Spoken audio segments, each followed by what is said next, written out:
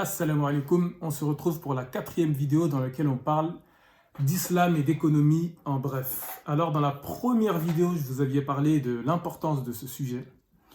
Ensuite, on avait abordé quoi?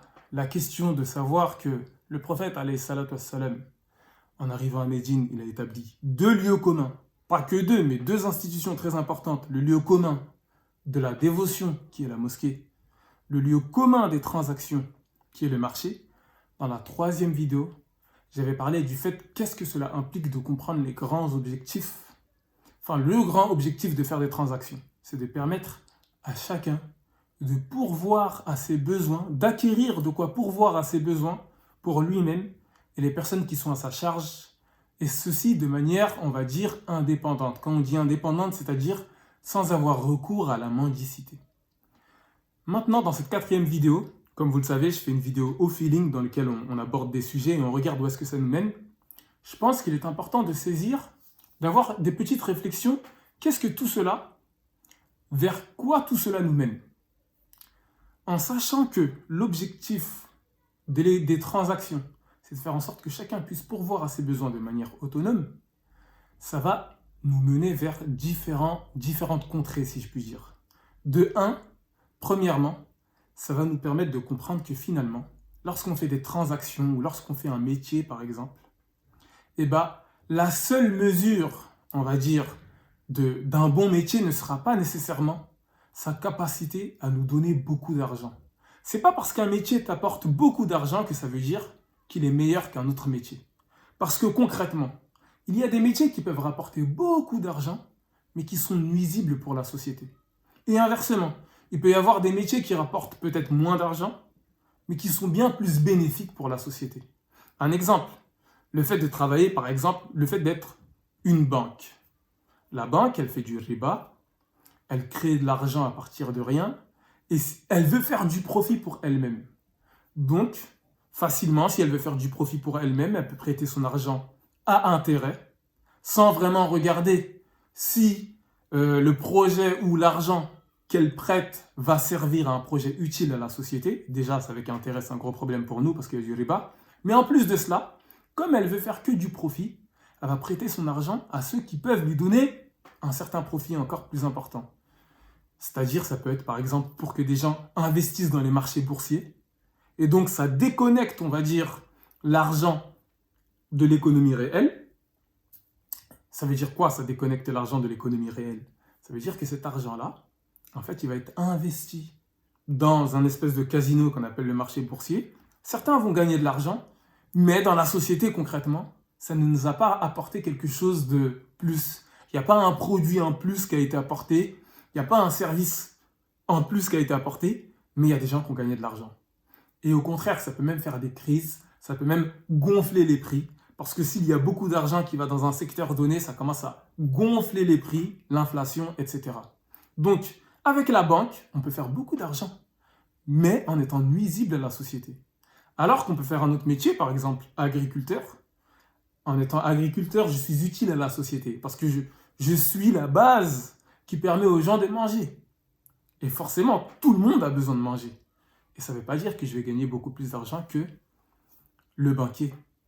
Donc, en gros, maintenant, la mesure pour comprendre l'utilité d'un métier, ça ne sera pas nécessairement la maximisation du profit comme on le voit dans la société actuelle.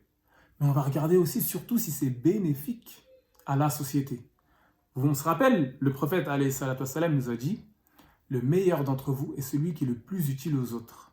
Et donc ça va signifier que si on a un ensemble de personnes qui étudient l'économie en islam, qui ont ça en eux, les métiers qu'ils vont chercher à avoir vont être des vocations. C'est-à-dire qu'ils ne vont pas regarder seulement si ça leur apporte de l'argent, parce qu'il faut que ça rapporte de l'argent, parce qu'il faut que ça soit viable.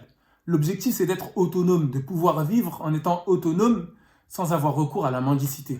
Donc oui, il faut que ça permette de gagner de l'argent. Mais on ne va pas regarder que cela. On va regarder aussi si c'est bénéfique à la société. Donc peut-être que dans la société actuelle, par exemple, il est important d'apporter un service aux personnes âgées ou aux enfants, etc., etc. On va regarder les besoins de notre société et de la communauté et on va chercher à apporter des solutions à ces problèmes-là ou à ces besoins-là. Et ça veut dire quoi si on réfléchit bien? Ça veut dire que si on a des individus ou si on a une communauté qui est assez ancrée sur l'économie en islam, on va favoriser l'autonomie de la communauté et ensuite de la population dans un pays donné. Pourquoi? Parce que ça va signifier que les individus qui sont ancrés sur l'économie en islam vont chercher eux-mêmes à apporter des solutions aux problèmes de leur communauté. Et ça, c'est une approche totalement différente que celle qui consiste à chercher une aide à l'extérieur. Par exemple, à chercher une aide en demandant à l'État de l'aider ou en demandant à des pays extérieurs de leur apporter des solutions. Là, maintenant, qu'est-ce que l'on fait? On cherche à apporter des solutions par soi-même, par sa communauté. Et là, ça va signifier quoi aussi? Ça va signifier parce que tout le monde ne peut pas résoudre tous les problèmes. Chacun de la communauté va se positionner sur un problème donné. Et grâce à cela, on va être tous ensemble interdépendants et ensemble, on va régler les problèmes de notre communauté. Ça va donner donc une société interdépendante.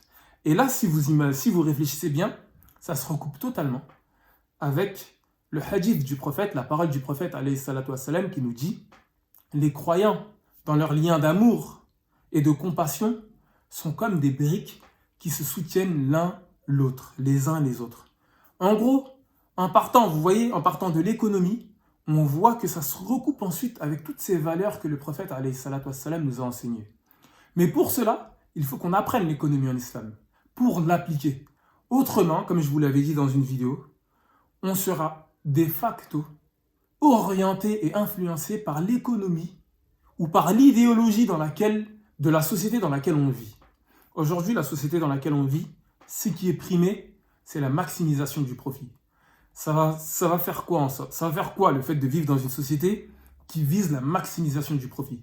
Ça va faire en sorte que moi, en tant qu'individu, je vais peut-être poursuivre mes études et un jour, peut-être que si je fais de la compta ou si je suis ingénieur informatique ou peu importe, il y a une grande firme avec un nom, une firme milliardaire peut-être, qui va me proposer un métier.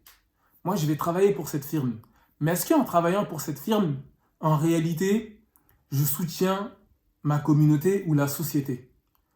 Est-ce que les compétences que j'ai pourraient être bien plus utiles pour la société et la communauté tout en étant viables? Ce sont des questions qu'on pourrait se poser lorsqu'on a étudié l'économie en islam. Mais si on n'a pas étudié cela, pour nous, tous les métiers vont être les mêmes, au contraire même. Pour nous, ça va être un honneur de travailler pour cette grosse firme. Parce que la seule mesure pour nous réelle d'un bon métier va être sa capacité à me donner un bon salaire. C'est à peu près tout ce que je voulais vous dire. Je pense qu'on en a dit assez là, en bref. Et Inch'Allah, il y aura une prochaine vidéo. Comme je vous le dis, c'est une vidéo au feeling sur l'économie en islam. Mon défi, c'est de faire une vidéo par jour pendant 15 jours. Là, on était dans la 4e. Je vous dis assalamu alaikum. C'était Ahmadou l'aspirant de Muamalat Impact.